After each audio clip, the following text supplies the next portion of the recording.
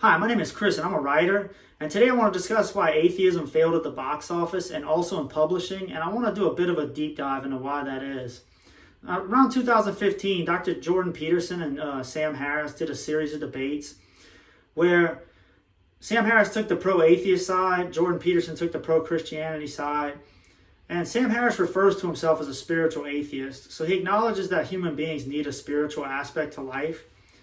But Dr. Jordan Peterson warns him in this debate that if atheism thinks that it could replace the depth of Christianity, it wasn't going to go well for atheists and it's not going to go well for society.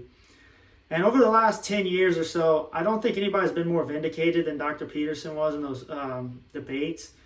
But just to give you an idea of how atheism was winning the day at the time culturally, Coleman Hughes, who's another popular podcaster, once said that when he was in college around this time, being religious just wasn't an option. It felt like this old backwards way of thinking, crusty right-wing way of thinking that it felt like the side he was on was the resistance in Star Wars versus the evil empire. And when you imagine, I think most college kids at that time felt this way too, so that's what makes this important.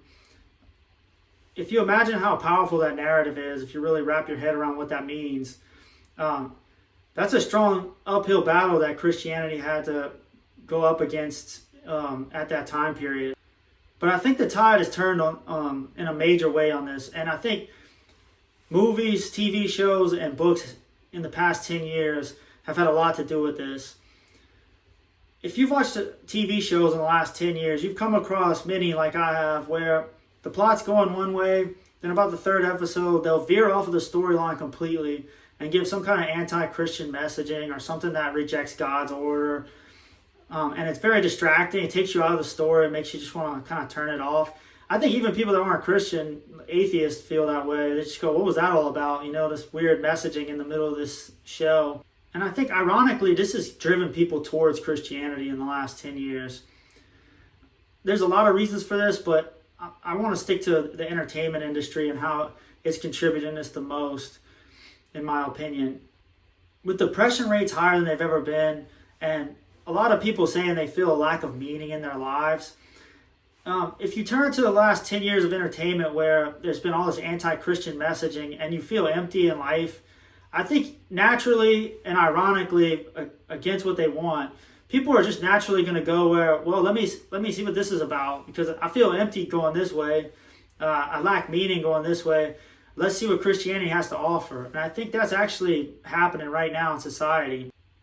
While I was preparing for this video, I had a bit of a Jungian synchronization moment where I ran across a video by someone named Corey Queen. I think his channel's name is called KR Queen. I'll put a link in the description below so you can check it out. Very good video. I recommend it. But in this video, it's about how Tolkien and C.S. Lewis got inspiration from Plato, or were influenced by Plato. And what I took from this video the most is that if you want to make a great piece of art that really, has a lasting impact on people, you have to get out of the way of your inspiration as much as possible. If you keep injecting your political beliefs or your biases, or in this case, for the sake of this video, most of the shows I'm talking about are movies, and definitely in books, a lot of anti-Christian messaging, it takes people out of the story and just makes the story feel shallow.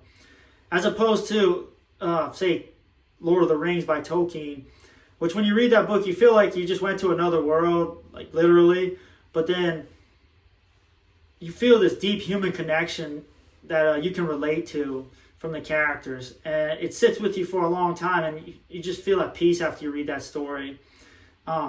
Even though there's an unsettling ending, the ending's, bittersweet ending, but you still just feel like you read something that was important and meaningful. But just to show that this isn't just about, I just don't want shows and books where you just have to keep injecting pro-Christian messages either. Because, if you just keep doing that, it'll also take you out of the story as well.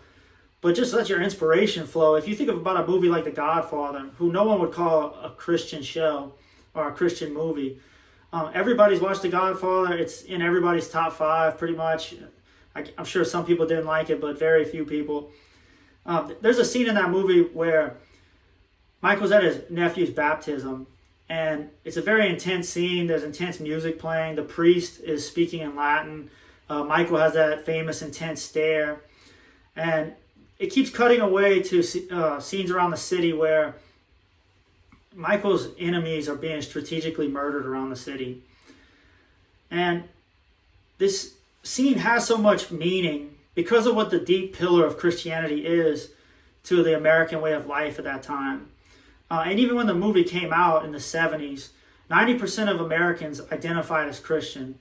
So when you're watching that scene, most of America, even the 10% that didn't believe or were a different religion, they understand the perplexity of this scene because of Christianity and what a deep pillar it is in society.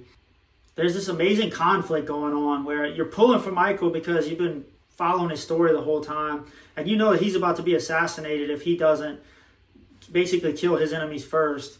And he's strategically pulling it off, and you're happy for him. That's what you wanted to happen as the viewer. But also, it feels deeply sinful while you're watching this because, he's using the baptism as an alibi. And this is the kind of conflict that, in my opinion, current stories are just really missing. Just because they've already established halfway through the show that, if you believe in Jesus, you're a gullible idiot. That's what the creators believe, and you're getting injected with that the whole story. I saw this problem arising about 7 years ago when I started writing my first book, and now I've written a trilogy. And I think it's important that Christians don't just back away because the publishing industry doesn't want you to write pro-Christian messaging.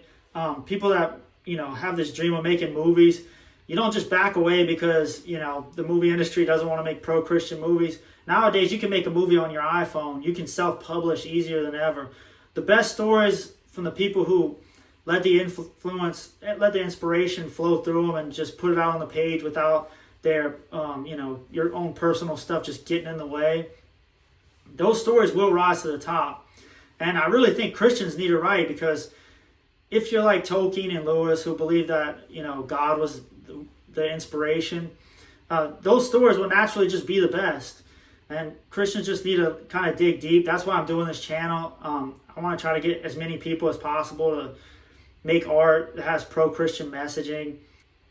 Right now I'm working on a crime thriller, and I'm going to do my next video is going to be about how I think, we're leaving a lot of audience on the table in the Christian space, because people are making Christian content now, writing Christian books, trying to make Christian movies. But there's a big area where I think they're leaving, let's say, just a lot of meat on the bone. If this resonates with you, if you agree or disagree, please comment. I'll be trying to drop that next video about my crime thriller within the next week or so. And I just want to thank you for watching, and thank you so much.